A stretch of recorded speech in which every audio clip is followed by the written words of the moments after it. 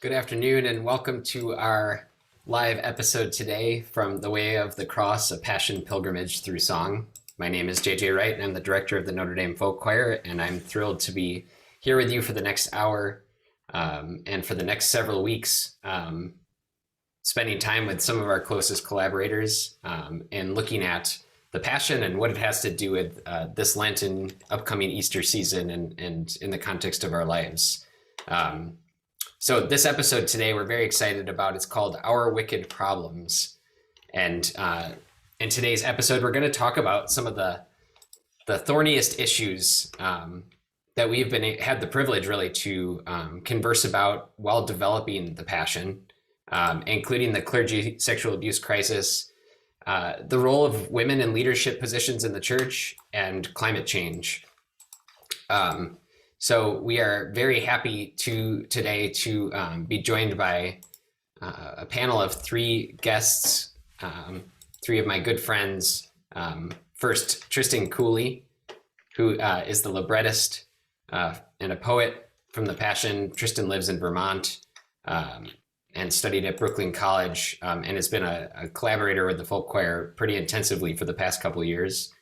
We're joined again by Professor Kim Belcher from the Department of Theology, and we're thrilled to have her again after our first episode a couple weeks ago. And lastly, we're joined by Mr. Eric Stiles, who is the rector of Carroll Hall on campus here, and also hosts a podcast of his own called Meet Father Rivers, about the extraordinary liturgical and musical contributions of Father Clarence Rivers. If you'd like to learn more about any of our guests, of course, their bios and more information about them are available through the web portal, the ThinkND web portal. So please feel free to find more information there. We're very grateful to our co-sponsors, including the Mendoza College of Business, the Department of Theology, Campus Ministry, and of course, the Notre Dame Alumni Association. And as we go here, you are most welcome to submit any questions you have. As we have our conversation, we have a form that just got shared there in the chat. And we'd be grateful to take your questions. It helps keep us on our toes and also have some interesting conversations that we maybe didn't originally think to have today. So we're grateful for your input in that way. So today, Our Wicked Problems is the name of our episode, and we're going to be able to have some good conversation as we go through the episode, but I wanted to start by playing some music for you from the Passion. We've just returned from the premiere tour of this piece. We had the privilege of performing it as part of a theology conference here on campus, and then in Buffalo, Philadelphia, New York City, and Hudson, New York.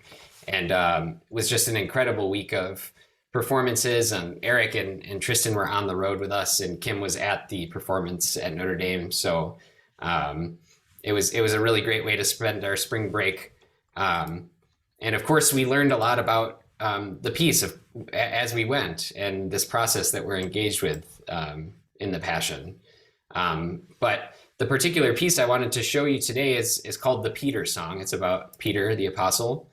And this song comes at the end of a scene about Peter where in this particular scene, we were really interested in the development of it, in bringing out some of the difficult issues, especially surrounding the clergy sexual abuse crisis and the idea of shared responsibility. What does it mean for people in the church to speak out about clergy sexual abuse and to take responsibility for the fact that this has happened? And so just a quick synopsis of the scene. In this scene, you see Peter kind of surrounded by, on one side, his friends in the upper room, and on the other side, kind of the people in the courtyard asking him, do you know this man? Do you know this man, as Jesus is being questioned? And finally, we see Peter kind of break down and admit that admit to all of his friends that he did betray Jesus, that he denied that he knew him. And we get to hear this beautiful song that was music for which was written by one of our collaborators, Ike Sturm. He's playing bass in this video, and the words written by Tristan here. So give me a thumbs up if you can see my screen okay. And This is very exciting. I just got this morning. So this is from our performance last Wednesday in New York City at St. Francis of Assisi Church. And here's the Peter song. Where can I go?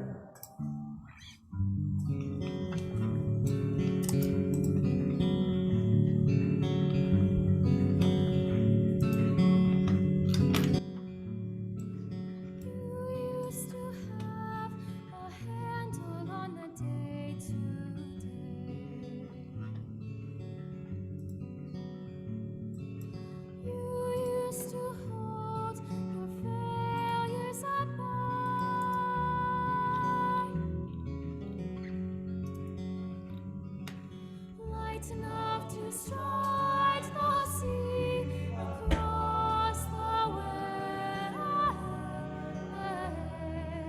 waves, strong enough to guide your feet beyond the gates. That old you is sinking. What remains is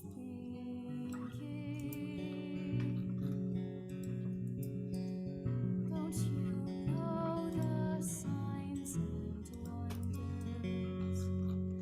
You're overboard and going under.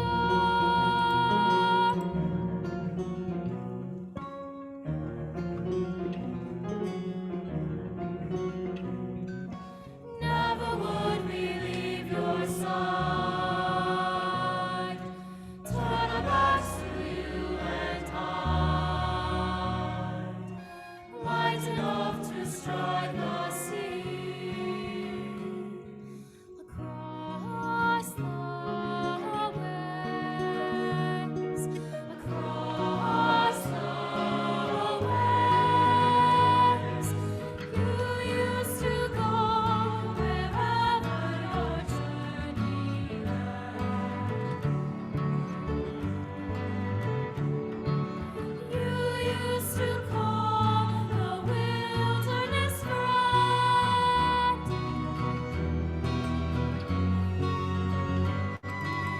Climbed the hills to hear the prophets speak.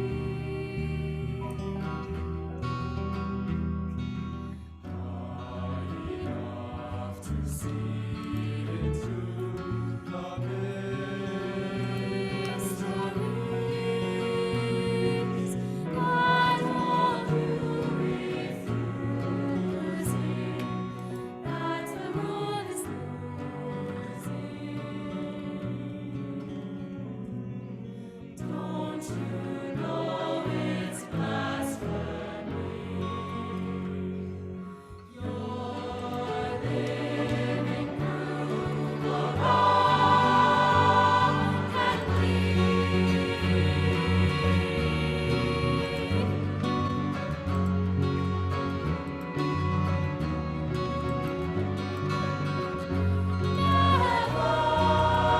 would we leave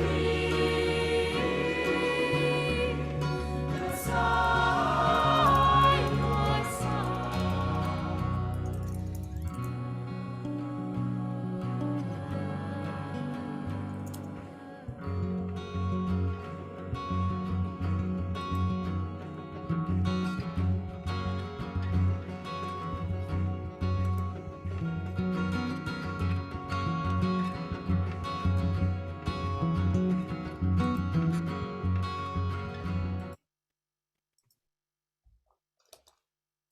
All right.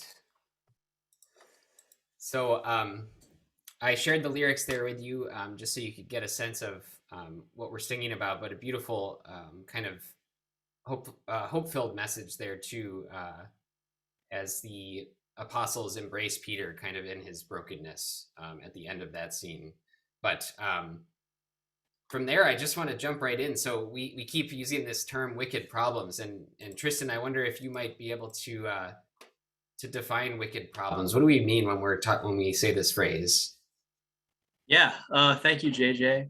And thank you, ND. I love this series. Right, what are wicked problems? There is a technical definition. which I'll provide for you. Wicked problems are complex, multivalent problems that are difficult to define due to their scope and inherently unsolvable. The term itself derives from design theory and policy planning. And wicked problems get their wickedness from several key attributes. I'll list a few. One, wicked problems resist definitive formulation.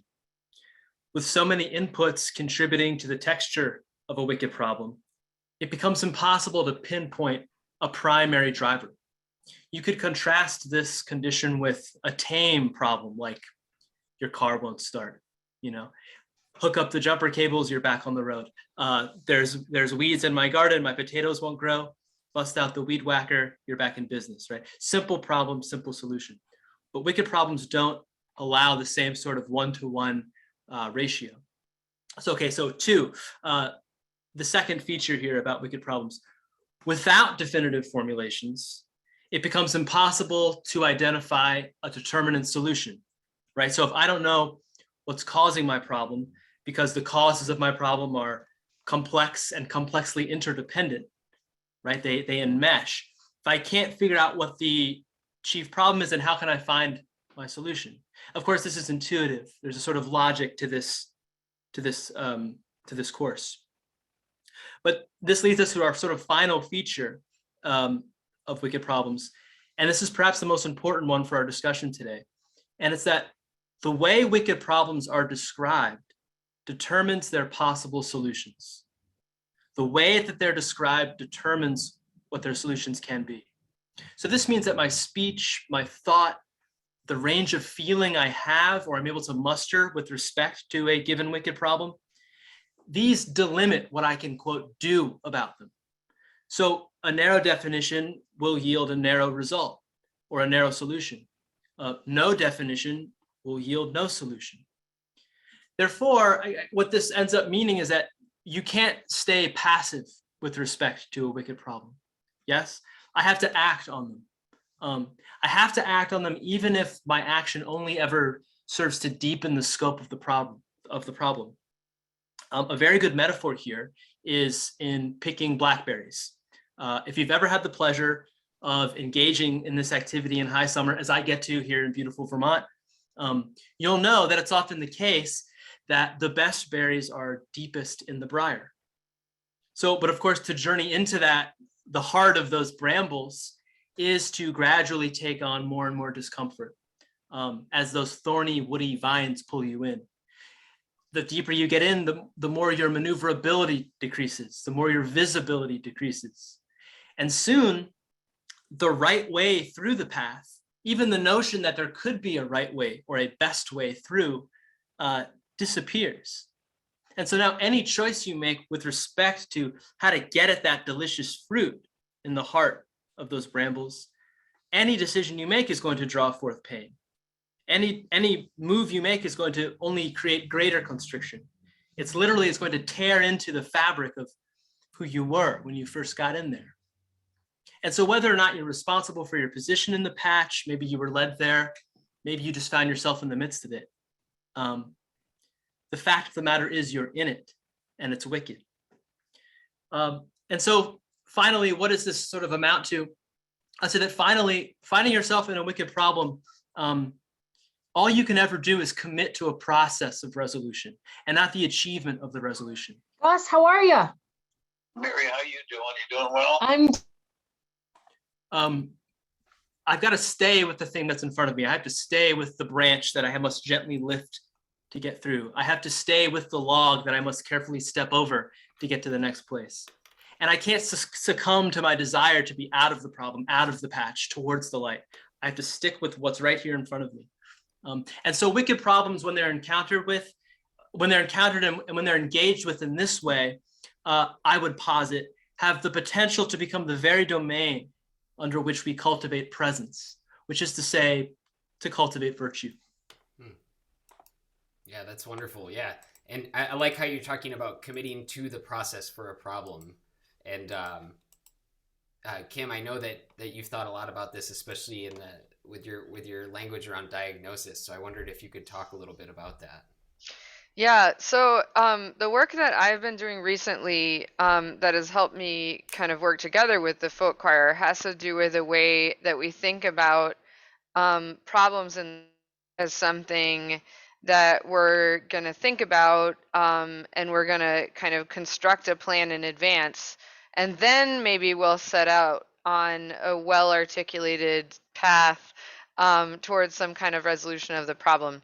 And really, that what part of what's interesting to me about that as somebody who studies the liturgy is that a lot of times we don't get to the process of prayer together, prayer about the problem, prayer with a community that brings the community together to solve the problem until we think we already have a path to solve the problem. Like we think of that as a step. But if you look at the way that prayer and worship, ritual, and liturgy function in other cultures, part of the process of prayer at the very beginning is it gathers a community together that's committed to find out what's wrong. You don't assume that you know going in what's wrong, but you find out more and more about the problem as you gather together with a community that's committed to this problem, to being in the thorn bush together, and to taking responsibility for that problem, even if, especially if they don't yet know what to do. So the metaphor that I sometimes use for this, which is a little different than a blackberry bush, but it's a great, it's actually a great kind of metaphorical space we're constructing between us, Tristan, is I think about a medical problem. Like you might have a medical problem and you're having all of these symptoms, but you don't know actually what's wrong. That's the state of the case for a lot of these wicked problems that we're looking at. We see the symptoms, but we actually don't understand the underlying cause yet. And so the solution in the medical realm is to test out treatments, to try things that might rule out particular diagnoses, but to commit together as a kind of medical and care team at the beginning of that process, to make sure that you can carry it through to the end, even if you don't know what that end's going to look like. I can give an example, but I don't know if my sound is working. It's working. Okay. So I can give an example when we did a conference on the sexual abuse crisis in the Catholic Church about a week and a half ago. We found out about our framing of the problem in advance. We're limiting what we could know. One is to say it's clergy sexual abuse prevents us from seeing the many lay ministers that have been identified as sexual abusers in the church. And the second way is that to focus on abuse of minors prevented us from seeing a whole category of victims and who had other things to say about the problem. So that's actually super important, you know, in terms of getting together to talk about the problem, allowed us to see that part of how we had framed the question was inadequate. Oh, so let me ask you a question, Eric. So in the folk choir, we're mostly working with students who have opted in to a religious environment for dealing with complex questions, even if they don't necessarily think that's easy. But working as a rector of Carroll Hall, you see the Notre Dame student population at a much broader level. How would you say that our student population is doing at wrestling with some of these difficult issues? Thank you. I wanted to just also say too that I'm learning a lot already. What wicked problems are. That was really great, Tristan, and helping me understand what we're actually talking about, which is really good. Yeah, so we have had a chance to think about this a little bit. Working with the general population, for example, 80 to 83% of the population is Catholic in name of the undergraduates, which allows the gift of that is it allows me as a rector to speak a ministerial language, a language that is Catholic, and that people kind of get it. somewhat, mostly, but the reality is that being Catholic in name doesn't mean that you've been catechized. It doesn't mean that you've gone to church, and so, or that you really identify with the church. And I think the reality is a good number of those students they don't identify, as really a part of the church community. If so, maybe really tangentially. And so I think part of the reality is that the church's credibility in so many ways has been extraordinarily diminished. And so for a number of young people that we serve in the broader population, they're less interested in listening, hearing what the church historically has had to say. And I would say maybe there are both challenges and gifts to that, right? So the challenges are probably more obvious. That in many ways, there are many ways in which they are lost, right? And so the whole history of the life of the church, all the way back to its Judeo framework, so that what we have in the life of a community is a language and a theology embedded in the language to talk about problems. That roots, guides, provides perspective so that each generation isn't starting fresh. And in some ways, the generation that we serve now many of them are starting fresh, right? They're living into problems, starting with their own interior lives, their own selves, their own bodies, and they often don't trust what the church has to say about those questions. Of course, there are a significant number of students who do, and they came here because they want to learn and grow, and they want a safe environment which way they can practice. And those students are certainly here, and some of them are in the folk choir. And yet, they're being confronted constantly with perspectives around the world through the internet that don't, right? That doesn't. And it's very difficult to remove oneself from that. So I would say that's part of the reality of trying to speak to students who don't quite trust, that's on one side. And then the upside is that they bring a lot of honesty to the table that the church needs, right? Needs to confront the reality that we have in so many ways betrayed ourselves, as Peter does in the text, right? In the scripture, as well as in the passion that's been written. So, and we can't move forward without confronting that, kind of living into that.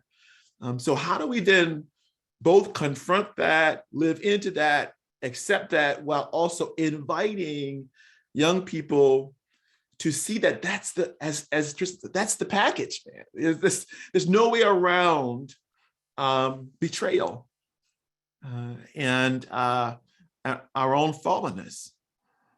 And so the church as a memory holding community, right, is both light and darkness, or light and betrayal at the same time. So I think that's a real challenge for us institutionally. So I'm really moved by the passion as an opportunity to speak to the contemporary moment ever new, while drawing forward the ancient story. Yeah. And not only, but like encountering meaning, not just making meaning, but allowing meaning to be revealed to us, versus having to start over. Yeah. Over and over again, and we lose traction when we do that. Right. Yeah, I noticed that this week in particular, kind of coming down from the trip.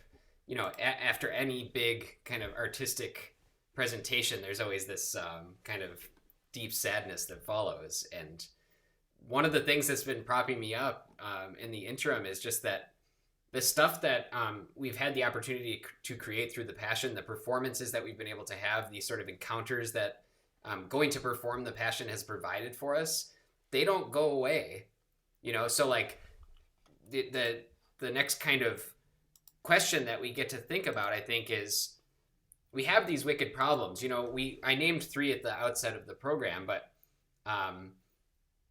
this framework that we're talking about can really apply to almost anything in a lot of ways. And I think that's part of the difficulty with it, but also part of the hope in framing the problem this way is, and in looking at these wicked problems through the Passion, I think what we've found is that with problems that you can't solve, what can you do? You can just keep coming back to them kind of wholeheartedly. And it seems simple or simplistic even, but that's one of the things that we've found during the past couple of years as we worked through this process, in that the invitation and the Passion is to continually walk with Jesus through the Passion. So I know that in my conversations with Tristan, especially, this is something that we've gotten to talk about a ton, but I wonder if you could talk a little bit about just some of the ways that this coming back to it has manifested through the project, and maybe even some specifics in the way we tell the story that might be good examples of that idea. Yeah, definitely. I will also, I'll just preface this with saying that there are in the realms of design theory and social planning, there exist specific strategies for dealing with wicked problems. And so I'll just give you the quick overview. We have 3 general categories of engagement with wicked problems. They're the authoritative, the competitive, and the collaborative. And so the first 2, an authoritative or a competitive strategy for dealing with wicked problems, these vest the responsibility for solution in the hands of a few.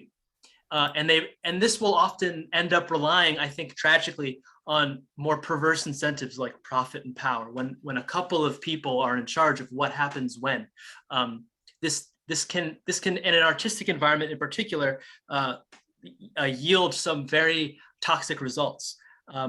And so they quickly, when you're working with the choir, those 2 modes of approach you find out very quickly that they don't work.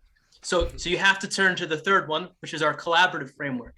And so this strategy ends up being the most compatible, the most appropriate, and the most effective, actually, to deploy as a community of believers. As the name suggests, collaborative strategies gain their power when a diversity of voices are equitably heard and honored in a safe environment. And this has to happen over time. So what do you do with a wicked problem in a collaborative framework? Well, of course, just putting the framework on, it's not going to change the problem itself, but a collaborative network approach can model, and I would say even dramatize, the chief rhetoric of problem solving, which is what JJ is getting at with coming back to it, repetition. The chief rhetoric of wicked problem solving is simply being with, simply beholding a problem.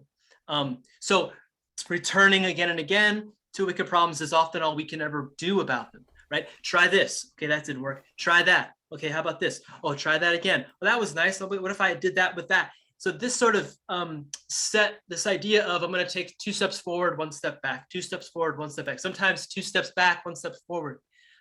That if you're willing to adopt a posture with respect to the problem that says, I might not be able to solve it, but I can commit to a process of staying with it and returning to it.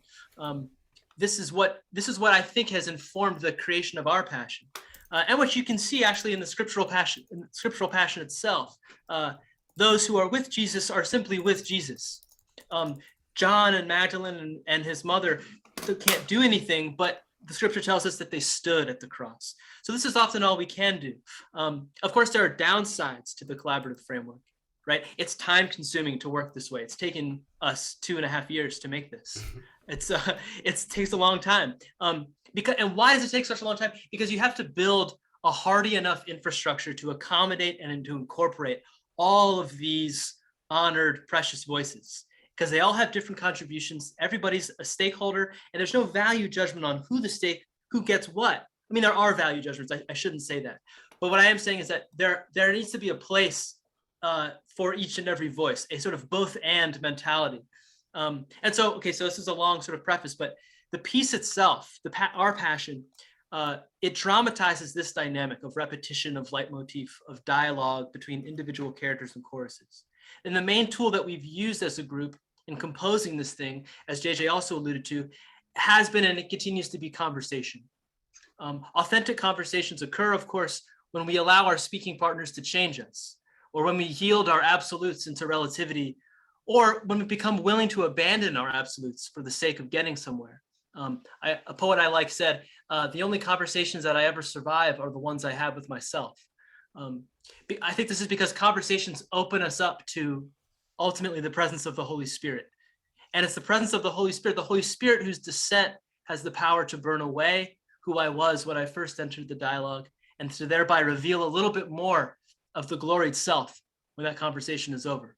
So this project doesn't claim to have any kind of answer about how to solve or deal with the wicked problem of climate change, of clergy sexual abuse, of the role or lack of roles for women in the church. But it does present an artistic representation of what it looks like to follow after the Paschal mystery, which is to say, how to stay with the trouble of the Passion. Yeah, can I jump in? I'm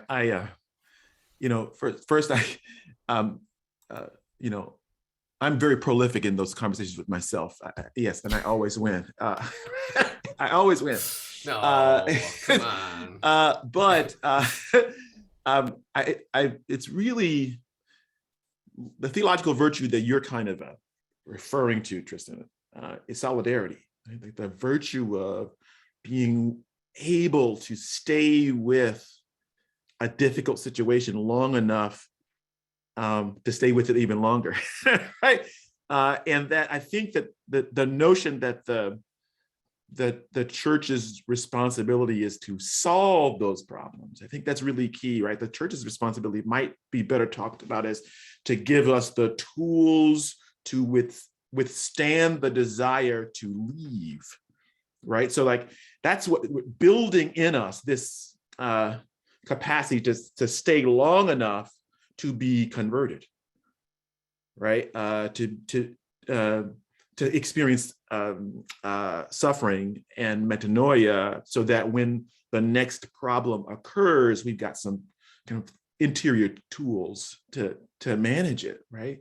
And I think that's to think about it. So for example, in preparation for the conversation, JJ said, well, you could talk about racism, Eric. It's something I do talk about often, but not always. And I was like, I'm not sure. But then I hear about this wicked problem stuff. Like, oh, maybe. Yeah, I get it. So the notion of that, we're not here to one version of dealing with the question of racism, for example, would be, well, I'm not a racist. I don't have racist feelings, or I've never done those things, versus I'm in the briar patch, or I'm in the thorn bush. I can't completely get out of it. All of us are in the briar patch together. So, so I think that's, our tradition actually encourages us to see that the world was made good, and yet we experience the principalities of evil, of wickedness, right?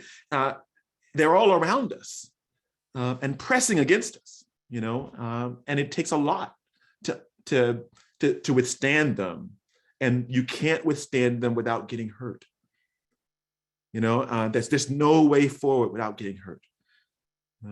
So this is really good stuff. Yeah, I'll follow up on that and say that the church's liturgy actually encourages us to take this approach. Sometimes we don't recognize the invitation here, but the fact that we have a lectionary cycle where we read the same readings, every 3 years we go over the same readings, because those readings are going to speak to us differently depending on where we are in the briar patch. And so we have a call that we don't always recognize, to be continually right at the front of the work of interpreting the lectionary readings, but also the liturgical year. You know, every Lent, I'm a different person. And so the disciplines and the liturgies and the conversion that Lent asks of me is different every year. So these things are actually really built into our liturgical life. But one of the things that I love about the Passion is it's taken this collaborative process and it's applied it to one of our central narratives. And it said, in the context of all of these wicked problems that we perceive in the world around us, what do we see that's new to us in this central story of Christ's way of the cross? So, JJ, would you talk a little bit about the impact of your perception of the sex abuse crisis in the Catholic Church as you were developing this project? And a little bit about why that is a wicked problem in this sense. Yeah.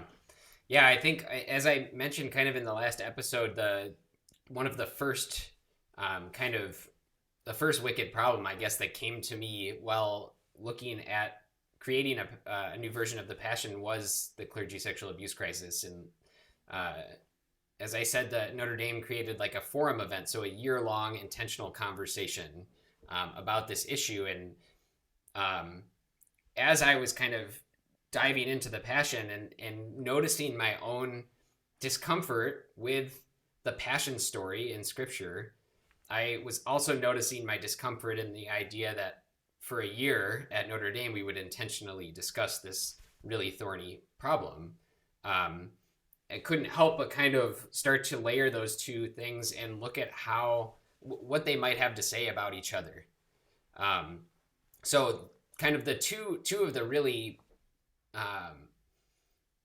major areas in the Passion where we asked questions about the clergy sexual abuse crisis were in this Peter scene, as I talked about at the beginning, because we know that part of the issue with clergy sexual abuse, of course, is the abuse event itself.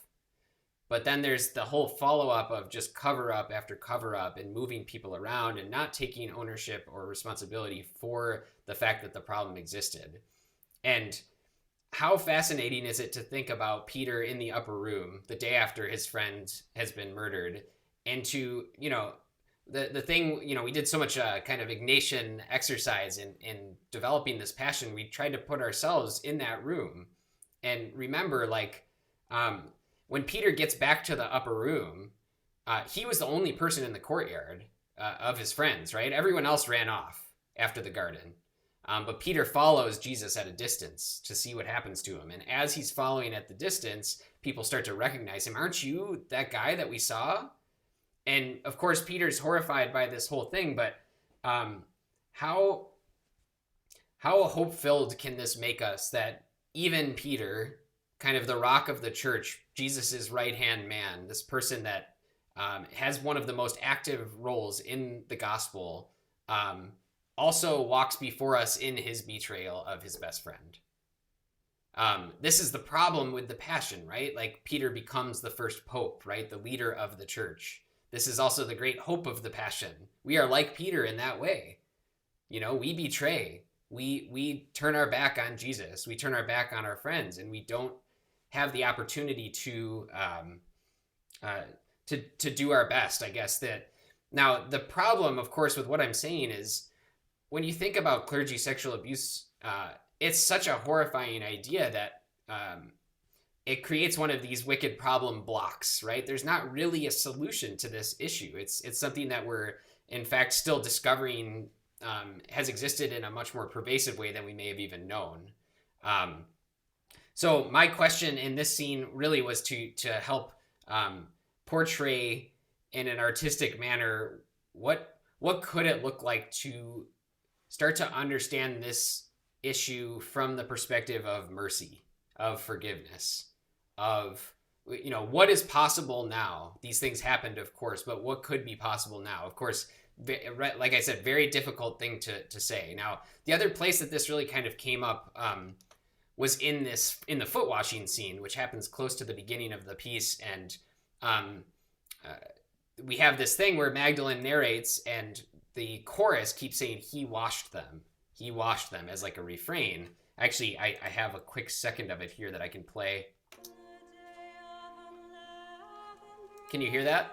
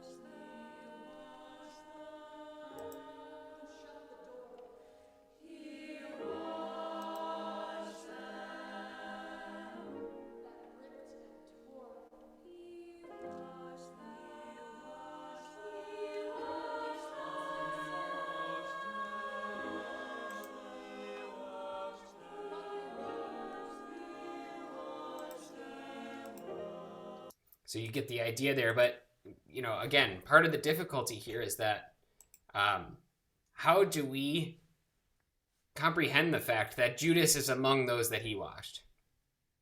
Peter is among those that he washed, and this opportunity, this redemption. It's not just that it's offered to us. Of course, it's offered to us anew every moment, but it's already been done also. Jesus already died on the cross. He already rose. So in a fallen world in 2022, when we're facing issues of clergy sexual abuses, the clergy sexual abuse and kind of any number of issues, where can we turn? What are the mechanisms that we might be able to employ to help us just learn to keep moving forward? The other area, of course, that this really got translated beautifully was when, over a course of a long time, talking to the students about this and talking to the students about the kind of passion as its own unique entity and these wicked problems as one of the lenses to look at the passion through. Many of our students who are involved in our writing, especially, were interested in what is the role of women in the church, and how can we, especially some of our younger students who are extraordinary people, right? And young women who are coming up in the church and they're looking around and saying, I don't really see, I understand the call, I hear it, but I don't really see where I can fit into that call. And I know, Kim, you've had a really great opportunity to talk for a long time with some of our students about this. So I wondered if you could talk about kind of some of the fruits of those conversations. Yeah, and I want to saying this is not a question I get just from women in the church. It's also for the generation of college students that we have right now at Notre Dame. It's also a really animating question and a really profound question for our young men in the church. They're equally concerned about the roles for women's leadership in the church as our young women. And I just want to point that out because it might not be evident. So I think, it's a really interesting question. What makes this a wicked problem to me is that it's a question in the sense, Tristan, a question that resists our framing, and that the way that we frame it already kind of hides certain aspects of the situation from us. And so I'll get to that kind of what hides this concept from us at the beginning, or like a little bit later. But I want to say, one of the things that's hidden in the question for when college students come to ask me about this is, our polling data say that women make up more than 80% of our lay ecclesial ministers.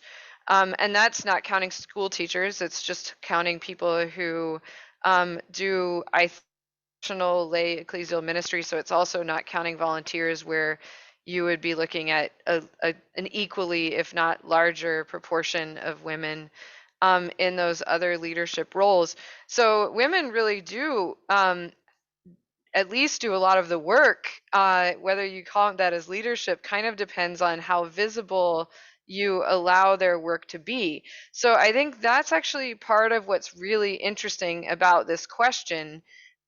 We have made the ministry of women in the church less visible over the course of the period, I started doing theology.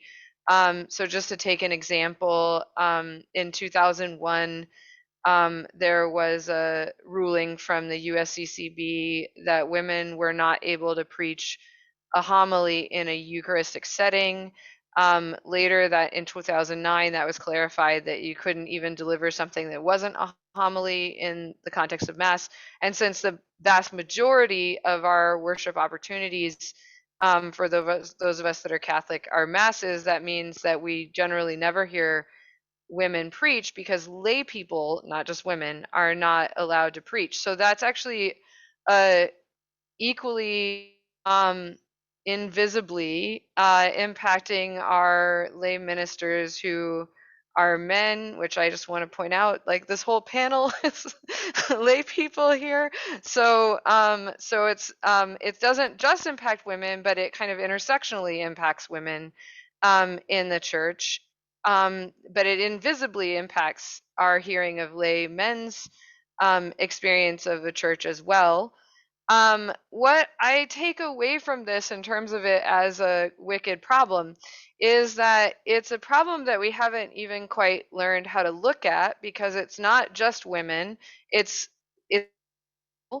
but the fact that men are ordained, and the fact that our sacraments make certain things visible to us about our church that we otherwise might not see, means that the work that some men do in the church, that is ordained men, is visible to us very noticeably.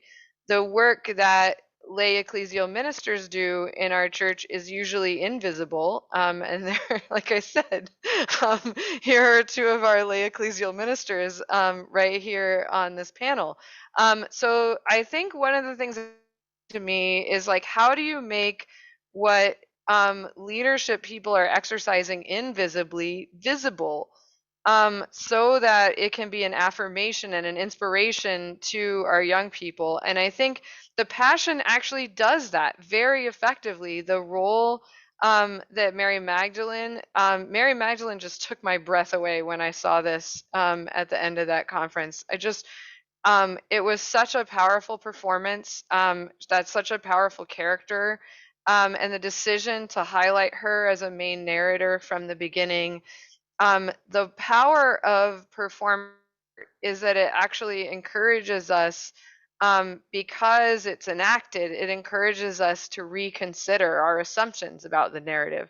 So, like, our assumption might be that Mary Magdalene is sort of a secondary character because she's not always named in the narrative. Sometimes she's just the women around Jesus. And the Passion forces us to take seriously her role. I want to tell a little story about this. One year when I was a parishioner at a little parish in Urbana-Champaign, Illinois, I was at the Good Friday liturgy, and in the Good Friday liturgy, after the veneration of the cross, they dress the altar. So that means they put the altar cloth on and they set the altar up for the Eucharist, which obviously is something we have to do for every Mass. But we're not usually there when that work gets done.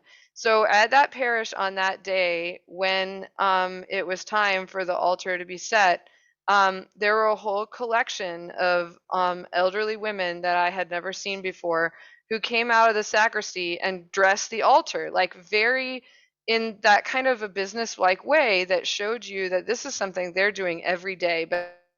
So I think of that as kind of an analogy for the work that we need to do in the church right now, is to make visible that invisible work that women and actually all lay people are doing.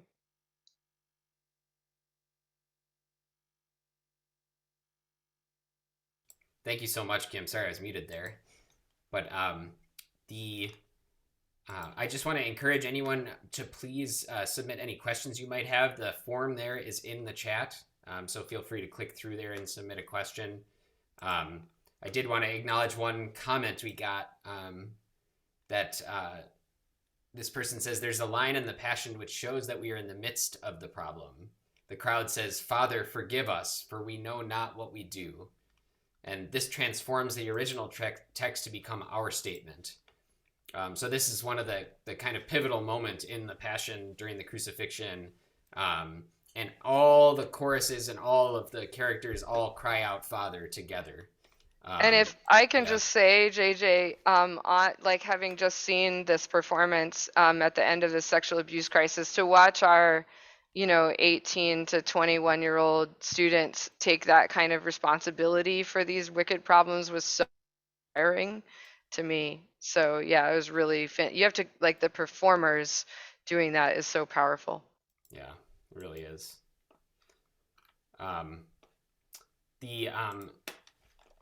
Yeah, so please feel free to ask us your questions. I do want to move over to Tristan here for a second and just ask about how in the Passion there's this incredible multitude of language, kind of naturalist language, trees, grass, always describing the natural environment in the world. And I know that this is something that's very close to Tristan's heart.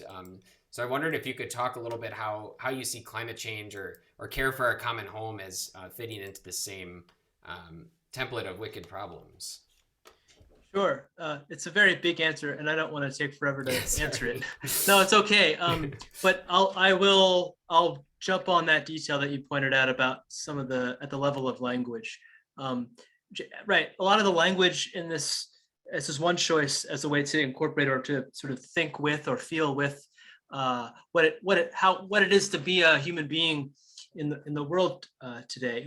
Who is, of course, all of us live on this planet, this beautiful. Of course, the planet is the condition of the possibility for our connection to God and to each other. So there's a sort of deep way in which all of us are, whether or not we are intentionally or explicitly thinking about or talking about it, or like playing hide and seek with a libretto. Where's climate change? Where is it? We're all in it, And so anyway, I would say that here's my short answer. This passion depicts a community working through acute pain collectively and with conversation and listening as their main tool. And here's the thing: as they learn to care for each other, absent their Lord, over the course of the piece, as they learn how to relate to each other, to love each other, as Magdalene says at the end, to live, to lead, and to love, they do this using a common vocabulary of naturalistic imagery. And so to me, this rhetorically suggests a parallel between caring for each other and caring for our common home.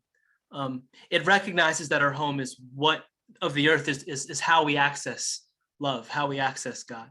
And so we're reliant upon this precious creation. And so these characters use the same language to figure out how to love each other, which is language from the earth. So that's one place. I mean, you could think thematically, of course, every theme that the Passion introduces us to and sort of invites us into is also a theme that we will become, if you spend any time thinking about climate change, you'll be led down the same path. So if one reads the Passion as a dramatized portrayal of the killing of God, you might also make the leap and see this drama as a drama about the killing of the earth. Jesus' suffering at the hands of mankind is mirrored by the earth's suffering. We've desecrated the body of the earth. We've lied about it. We've betrayed its gifts. We've turned on each other in the course of this violence. We've been in denial about it. We've run away from our responsibilities. We've scattered. And we have not defended it. We haven't looked after it. We haven't stayed with it. We've felt deep agony like Jesus. We have felt deep agony over the sins of its pollution. And we have, like Pilate, chosen the politically expedient over the just. And so in killing the earth this way, we condemn ourselves, we confirm our fallenness. It's a dark idea, but that would be sort of a broader thematic point that I would make.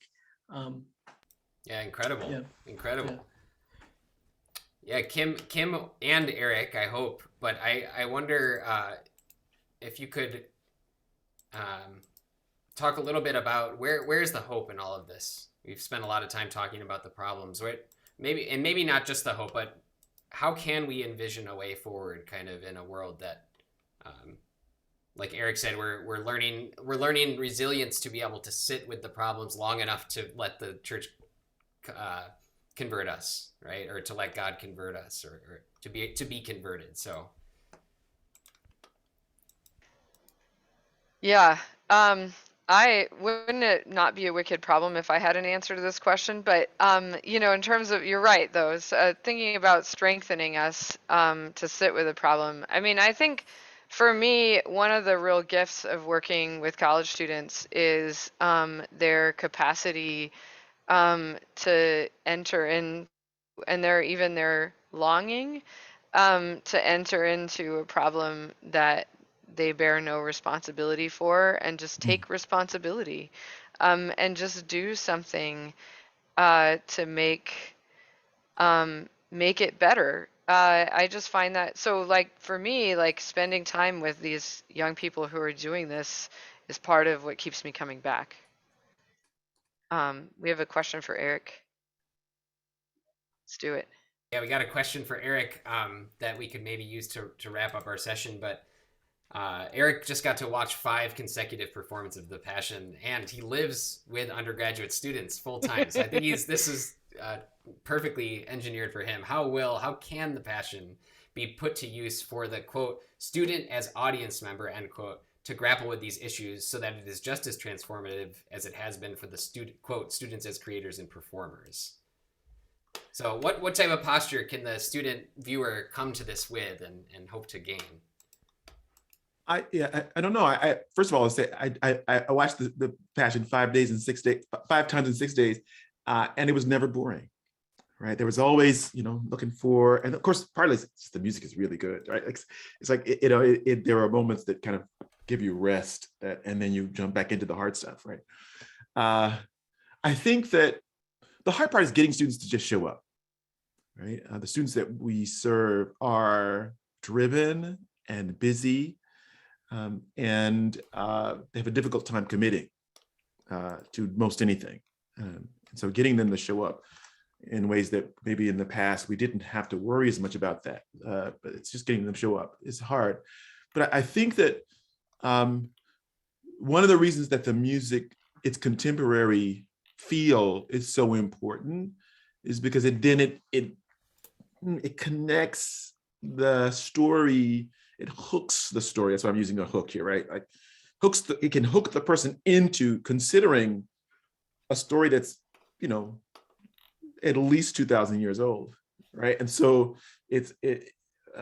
so this is a way in which we might be able to do that. And I think that being on a college campus means that we have, extraordinarily talented and thoughtful young people together in a confined space.